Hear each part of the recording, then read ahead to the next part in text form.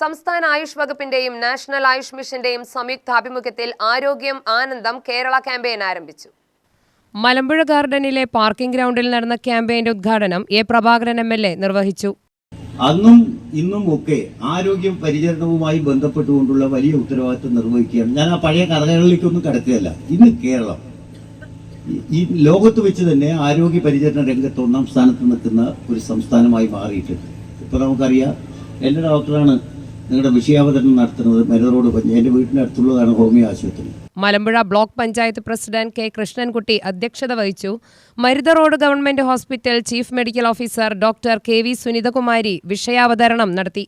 ജില്ലാ പഞ്ചായത്ത് അംഗം SB Raju, Malampuzha Akathethara, Puthuppariyaram, Marutha road, Kodumbu ഗ്രാമപഞ്ചായത്ത് പ്രസിഡന്റ്മാരായ Bindu Ramachandran, V. Bijoy, MK Shantha, VV Vijayan, Soumya Vineesh എന്നിവർ സംസാരിച്ചു.